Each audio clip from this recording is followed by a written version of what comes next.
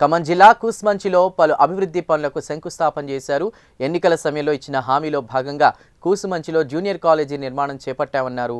పాలేరు నియోజకవర్గంలోని అన్ని మండలాల్లో 8, 9, 10వ తరగతి విద్యార్థులకు పిఎస్ఆర్ ట్రస్ట్ ద్వారా సైకిల్ ఇస్తున్నామని మంత్రి పొంగులేటి తెలిపారు.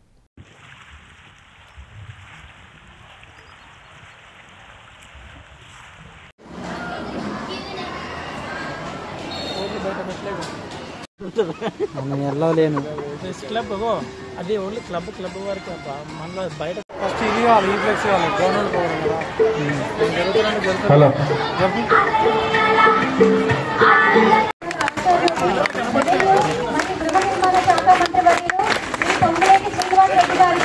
మరియు తరలి వచ్చిన పెద్దలందరికీ ఈనాటి ఈ కూసుమంచి కళాశాల శిలాఫలక ఆవిష్కరణ కార్యక్రమానికి స్వాగతం, సుస్వాగతం. ఎన్నో ఏళ్లుగా ఎదురు చూస్తున్న జూనియర్ కాలేజీ కూసుమంచి ప్రజల కలగానే ఉండిపోయింది.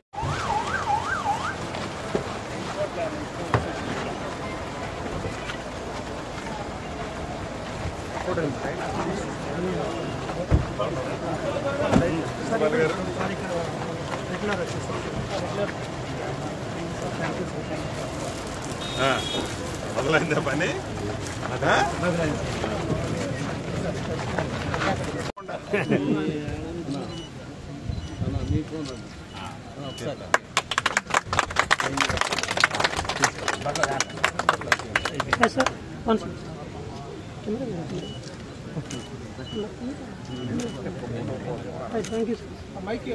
కాపండి సార్. కొంతమంది రెడ్ కోట్, కొంతమంది రెడ్ వెళ్ళండి. నగరా సార్. Right sir.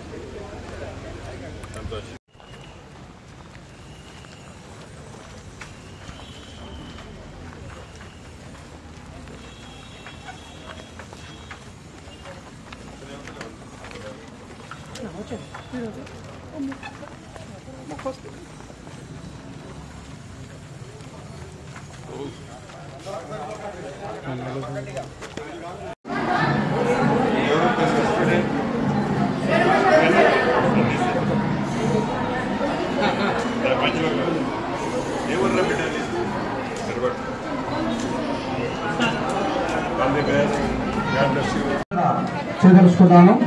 దాంట్లో ఈ పాఠశాలకు సంబంధించి ఇది చాలా పెద్ద పాఠశాల. ఖమ్మం జిల్లాలోనే అతిపెద్ద స్కూలు కూసుమంచి హై స్కూలు. ఇక్కడ చదువుతున్నటువంటి స్కూల్ టీచర్స్ దాదాపు 40 మంది పనిచేస్తున్నారు. 33 రూములు ఉన్నాయి. అట్లనే 802 మంది విద్యార్థులు ఇప్పుడు ప్రస్తుతం చదువుతూ ఉన్నారు. 20 సెక్షన్లు నడుస్తూ ఉన్నాయి. అయితే మేము సార్ని కోరేది కొండ జరుగు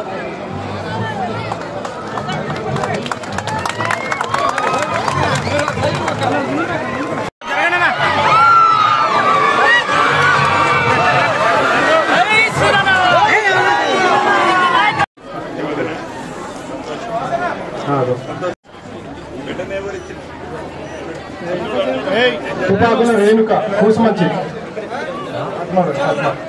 బండపల్లి పద్మ కూసుమంచి. మీ దీవెనలతో మన ప్రభుత్వం వచ్చిన తర్వాత, మీ శాసనసభ్యుడిగా నన్ను దీవించిన తర్వాత సుమారు 470 కోట్ల రూపాయలు కేవలం విద్య కోసమే ఈ నియోజకవర్గానికి శాంక్షన్ చేపించడం జరిగింది. అందుట్లో ఇంటిగ్రేటెడ్ ఇంటర్నేషనల్ స్కూలు రాష్ట్ర వ్యాప్తంగా 100 కోట్లు, జేఎన్టీయూని ఆనాటి ప్రభుత్వం కాగితాలు ఇచ్చి వెళ్లిపోతే బేసిజాలకి పోకుండా ఈ ప్రాంతంలో జేఎన్టీయూని ఏర్పాటు చేసి తీరాలని పట్టుదలతో గౌరవ ముఖ్యమంత్రి రేవంత్ రెడ్డి గారిని ఒప్పించి మెప్పించి రాష్ట్ర ఐటీఐ స్కూళ్లు 15 శాంక్షన్ చేస్తే దాంట్లో మన నియోజకవర్గానికి ఒకటి శాంక్షన్ చేసుకున్నాం. అది సుమారు 46 కోట్లు. ఇందాక చెప్పారు జూనియర్ కాలేజీ 5.5 కోట్లు.